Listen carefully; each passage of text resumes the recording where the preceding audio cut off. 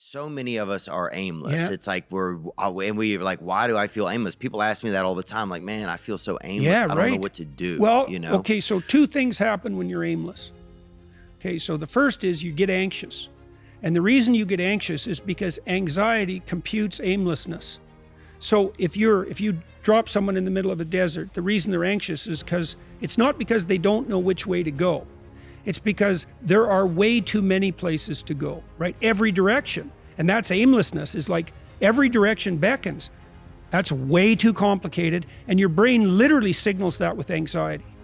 Okay, so aimlessness and anxiety are the same thing, but it's worse. Your brain is set up to produce positive emotion. Literally, this is what the positive emotion system does. It computes decrease between you and a goal. So if you have a goal and you see that you've done something that moves you towards it, your brain produces a dopamine hit, and that makes you feel good, and it strengthens the neural circuits that moved you forward. It does both of those. That's reward and reinforcement. And what that means is, if you don't have a goal, you have no positive emotion. And when people say, they're aimless, they're partly telling you that they're anxious, but they're also telling you that they have no positive emotion. So then you say, well, what sort of goal should you have? Because that's the next question, right? And the answer to that is, well, ask yourself. And this future authoring program that I set up, it helps you do that. It's like, okay, here's the deal. Here's the deal. Maybe this isn't true, but maybe it is. You can have what you want in 5 years. But there's two conditions. You have to know what it is, and you have to aim at it, okay? Okay, so let's say you're willing to play that game. Might be wrong, because who knows, you're going to get run over by a bus tomorrow, but you're going to play the game. Okay, now the next step is, all right, you probably want to have an intimate relationship. Now, maybe not, but probably, but assuming you do, imagine, pretend like you're a kid. You get to have an intimate relationship. What does it look like? What does it look like when your wife greets you when you come home from work? What does your sex life look like, right? What do you do for entertainment? How do you treat each other? You need a fantasy, just like a little kid playing house, right? Figure out what you want. Write it down. Figure out what you could do to start moving towards that, okay? Do that with your family relationships. Do that with your friendships. Do that with your career. Do that with your education. Think about your misuse of alcohol and drugs and other things that might drag you down. If you want to drink, it's like, you want to be a bumbling Barney Gumble idiot? Like, you want to drink? Okay, what do you mean by that exactly? How often? How much is too much? How are you going to constrain that, and why? Develop a vision, and you have to do that in dialogue with yourself, right? It's like, if I could have what I wanted, what would satisfy me?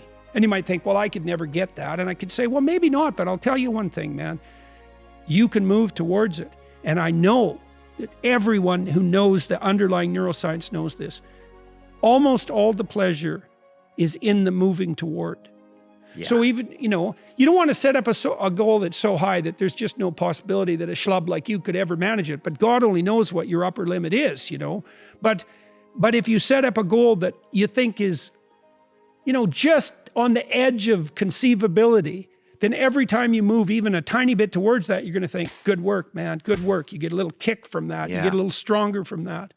And that works like a charm. Real. Yeah, you bet. An end of aimlessness. The end of aimlessness. That's the desert in Exodus, hey? When the Egyptians leave the Pharaoh, they leave tyranny, right? And everybody thinks, oh my God, we're out of tyranny. Now it's freedom. Everything's great. That isn't what happens. They go into the desert. They're aimless. They're slaves. They have no capacity for self-governance. They have no vision of their own. They leave the tyranny, and now they're somewhere worse. They're out in the aimless desert. And part of the reason people like tyranny, even their own, is because they don't want to be aimless in the desert.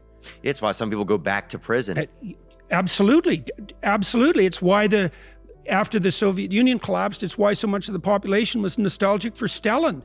You bet. It's also why there's a story of Lot's wife. When Sodom and Gomorrah are destroyed, she looks back. God turns her into a pillar of salt, right? You don't look back. When you escape somewhere terrible, you don't look back and long to be there. But it means you have to develop a new vision. Right. If you don't develop a new vision, then part of you will look back just because you want to have some organization. Your brain wants to have organization. Some direction. Right. That's right. Here's another rule. This is a terrifying rule. If you don't provide yourself with direction, you will take direction from a tyrant. Right. Right. So, and you might say, well, why should I take responsibility? You asked that, you know, it's like, I'm afraid of my own goals because of the responsibility. It's like, well, you're either going to be responsible to yourself, or you're going to be responsible to a tyrant, or you're going to be absolutely lost.